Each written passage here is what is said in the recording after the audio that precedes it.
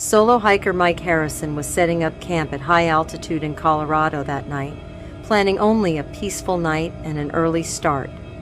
But when he woke up the next morning to discover missing time and small marks in a symmetric pattern on his shoulder blade, he realized this wilderness trip was anything but normal. Welcome to Shelley's Mystery Files. Today, I'll share the story of a mysterious encounter in the high mountains of Colorado that changed the life of a seasoned hiker forever. Mike, can you introduce yourself first and explain why you went hiking alone that weekend? Hello, Shelley. I'm Mike Harrison. I'm 45 years old, and I work as a wilderness guide in Denver. I've been doing professional outdoor activities for 20 years, and I know the Rocky Mountains region like the back of my hand. That weekend, August 14th, 2021, I planned a solo hiking trip just for personal time. I was going through a stressful work period and needed to reconnect with nature. What route did you choose in Rocky Mountain National Park, and why did you prefer solo hiking? As an experienced guide, weren't you concerned about the risks of going out alone? I chose a lesser-known route that starts from Bear Lake Trail and goes into the backcountry. Elevation was about 9,500 feet, quite an isolated area. Solo hiking is my specialty. I've been doing it for 20 years and I'm fully confident in my survival skills. I'm very careful about risk management, emergency communication, proper gear, detailed itinerary. What preparations did you make for that weekend, and how long were you planning to stay alone? I made comprehensive preparation, weather forecast check, gear inspection, detailed itinerary to emergency contacts, sat phone for emergency. I planned 3 nights of solo camping. The route was familiar because I had guided client groups to this area multiple times. It should have been a completely routine trip. When you started hiking on Friday and arrived at the campsite, was everything normal? What was your evening routine like? I started from the trailhead Friday afternoon. After about a 4-hour hike, I found a perfect camping spot. Isolated clearing, fresh water source nearby, good visibility. My camp setup routine is very efficient from years of experience. The evening was standard. Dinner prep, gear organization, weather check. What is the last thing you remember before sleeping in your tent that evening? Did you notice any abnormalities during the night? My last clear memory is getting into my sleeping bag around 21:45. The weather was perfect. Stars were incredible. As an experienced camper, I'm usually a light sleeper. I detect animal sounds, weather changes, everything. But that night I went into unusually deep sleep. Complete blackness. No dreams, no interruptions. What time did you wake up Saturday morning, and what was the first thing you felt when you woke up? Did you notice any strangeness about time? When I woke up, the tent interior was very bright, clearly late morning. I looked at my watch. It showed 11:30 a.m. I felt immediate panic because I'm always an early riser. I wake up at 6 a.m. maximum. I checked the sat phone, same time confirmed. Nearly 14 hours total blackout. Was sleeping for so long consistent with your normal character? What was your first thought? Absolutely not normal. As a professional guide, I'm always alert, always early morning start. My first thought was altitude sickness, but I'm acclimatized to this elevation. Then I thought maybe extreme fatigue, dehydration. But my physical condition was good, no symptoms. When you checked your physical condition that morning, did you notice other abnormalities? Were there any changes in your body? During my morning routine while washing, I felt an unusual sensation on my left shoulder blade. When I checked with a mirror, I saw 3 small marks, very precise puncture wounds arranged in a geometric pattern. Perfect triangle forming, each mark approximately 2 millimeters diameter. Looked very recent, but no pain, no memory of injury. Can you describe in detail exactly how these marks looked? Do you have medical background to evaluate this situation? I have wilderness first aid certification, so I have basic medical knowledge. The marks were very unusual, too precise for animal bite, too clean for accidental injury. Triangular pattern, each side about 3 centimeters, perfect symmetry.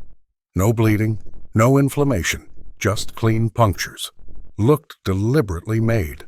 After discovering these marks, did you try to examine your campsite? Were there any abnormal traces or changes in the surroundings? I immediately did a thorough area check. I used systematic search patterns from professional training. Tent undisturbed, no signs of entry. Ground around camp completely normal. No footprints, no disturbance, no foreign objects. Equipment exactly as left the previous night.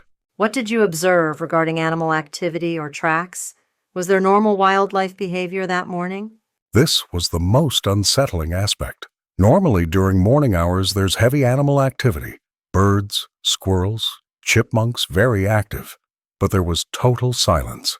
No bird songs, no movement, no normal forest sounds. In 20 years of experience, I'd never seen such silence. Very unnatural for Rocky Mountain ecosystem. How long did this wildlife silence last, and did it return to normal activity later? The silence lasted approximately 3 to 4 hours. Around 2 p.m. sounds gradually returned. Birds slowly started singing. Normal forest activity resumed.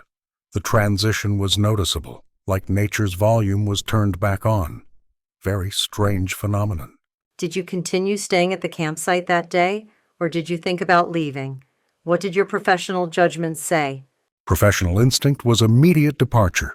Unknown medical condition, unexplained marks, memory loss, all serious concerns, but curiosity and investigation desire were strong. I made a compromise, observe and document that day, early departure next morning.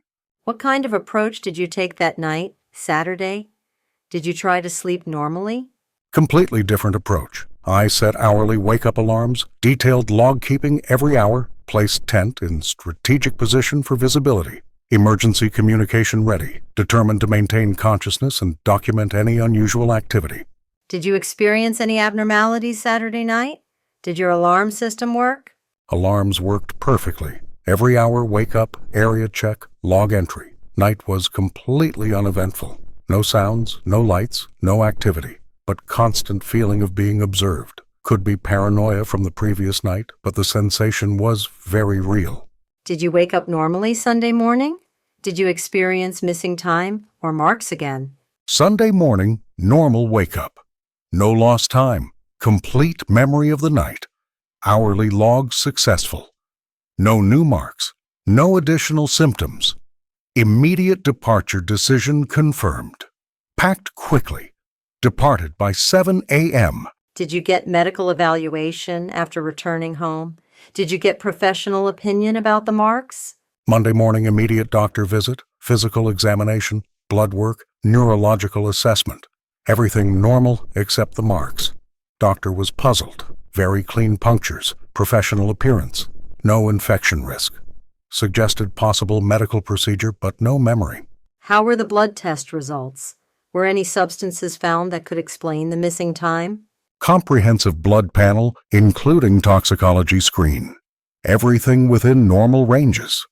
No drugs, no sedatives, no chemicals that could cause unconsciousness. Medical evaluation was inconclusive for memory loss explanation. Did you share this experience with your professional colleagues and family? How were the reactions from the wilderness guide community? Selective sharing. Professional reputation is important in the wilderness guide industry, I told some trusted colleagues, informed family members. Mixed reactions. Concern, skepticism. Suggestions for medical evaluation. Industry colleagues were understanding because unusual wilderness events are familiar. After this experience, did you start researching about similar cases? Did you find similar reports in the wilderness? Extensive online research. I discovered multiple similar accounts from national parks. Missing time, unexplained marks, experienced outdoors people. Pattern very consistent. Isolated locations, memory gaps, physical evidence. Clearly not an isolated incident. How striking were the patterns you found during this research? Were there cases with medical documentation? Remarkably consistent patterns. Always experienced wilderness people. Always isolated high-altitude locations. Always clean puncture marks in geometric patterns. Some cases with medical documentation, photos, blood work. Too systematic to be coincidental. As a professional guide, did this experience affect your client work? Did your approach change? Initially concerned about professional credibility, but the experience was valuable knowledge for client safety. Now more awareness of unusual phenomena possibilities. Guide protocols updated. Emergency communication emphasis. Client education about unexplained events. Regarding client education, do you brief them about such possibilities? Careful approach. General wilderness safety briefing includes awareness of unusual circumstances. Not specific UFO discussion, but importance of reporting unexplained events. Professional responsibility balanced with credibility maintenance. How long did the marks stay on your body? How was the healing process? Marks gradually faded within 2 to 3 weeks. Very clean healing, no scarring, no complications. Almost like a professional medical procedure. Healing pattern was unusual, too perfect, too systematic for accidental wounds. Did this experience affect your sleep patterns or dreams? Are there recurring images or memories? Initially sleep disturbance, anxiety about unconsciousness, gradually improved but occasional vivid dreams. Images of bright lights, sense of floating, clinical environments. Not clear memories, more like impressions or fragments. Can you give more detail about these dream fragments? Do they include medical or clinical atmosphere? Common elements, sterile white environments, humming sounds, sense of examination being conducted. Always same emotional tone. Not fear, more curiosity or calm observation. Dreams decreased in frequency over months, but never completely stopped. Did you think about reporting this incident to park authorities or local ranger station? Informal contact with ranger station. Professional guide status helps credibility. Ranger mentioned occasional unusual reports from that area, but no official documentation. Park Service policy seems to minimize unexplained incident publicity. Do you think official investigation is avoided because of tourism and business concerns? I understand the business perspective. National parks are tourism revenue dependent. Unusual reports or potential negative publicity. Official policy probably protects public confidence and minimizes speculation. Business considerations over investigation priority. Did you consider contacting UFO research organizations like MUFON? I researched MUFON but was hesitant about public exposure. Professional guide business is reputation dependent. UFO association potentially damaging for career. Documentation important, but privacy protection also crucial. How did this experience change your worldview? Did your skeptical approach change? Previously pragmatic, science-based worldview.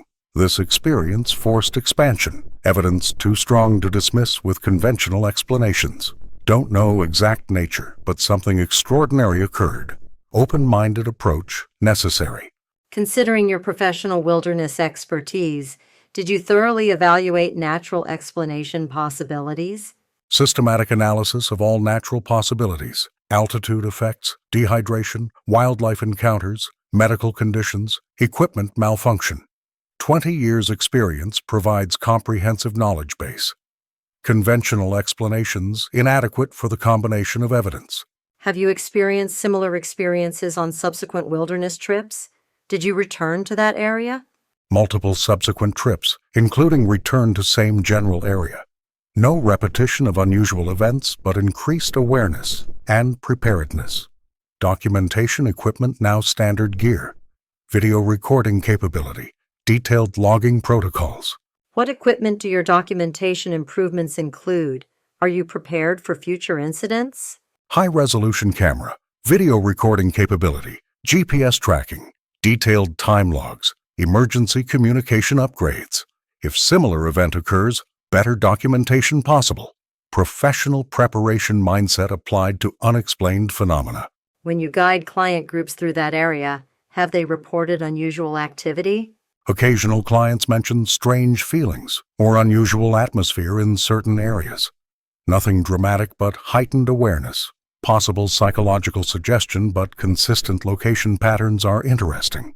Do you have theories about these location patterns? Could geographic or geological factors be involved? High altitude, isolated areas, mineral deposits, electromagnetic anomalies are possible factors.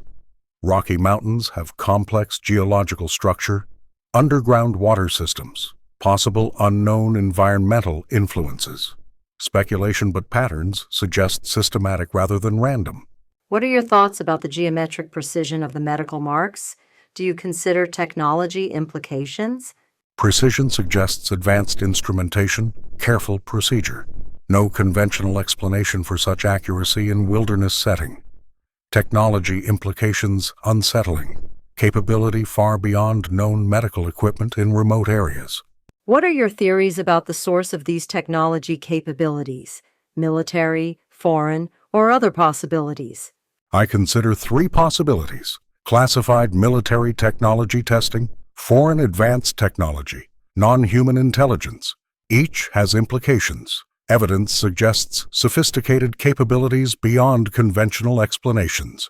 Is the possibility of non-human intelligence a reasonable hypothesis from a professional perspective? Evidence-based analysis is necessary. Conventional explanations inadequate, technology implications extraordinary. Pattern consistency suggests systematic phenomenon. Non-human intelligence hypothesis can't be dismissed based on available evidence. How did family and close friends handle this experience? Were they supportive? Mixed reactions. Close family supportive but concerned. Some friends skeptical, others fascinated. Professional colleagues understanding because wilderness unusual events are familiar. Social dynamics changed slightly, but core relationships maintained. Was there any negative impact on your professional reputation? Was your client base affected? Careful disclosure strategy minimized professional impact. Reputation for expertise and reliability maintained. Some clients actually more interested because unusual experience adds credibility to wilderness knowledge. Overall, positive professional outcome. From your current perspective, do you regret this experience? Do you evaluate it as a learning opportunity? No regret. Experience expanded understanding, improved professional skills, increased awareness. Wilderness expertise enhanced by exposure to unexplained phenomena. Knowledge valuable for future client safety and personal development. Finally, what is your advice to wilderness enthusiasts experiencing similar experiences?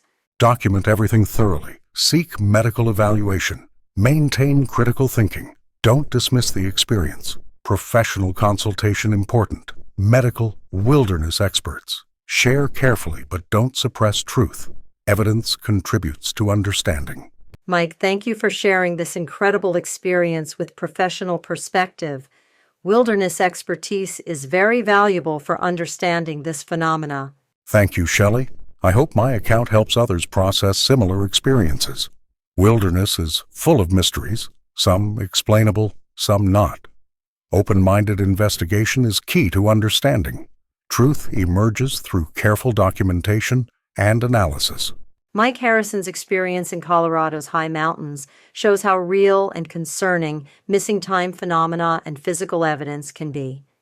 The objective observations of a professional guide with 20 years of wilderness expertise provide strong clues that such encounters are not just figments of imagination. If you've also experienced something similar or have questions about these topics, please share them with us in the comments. Don't forget to subscribe to Shelley's Mysterious Files channel and see you in our next mysterious story.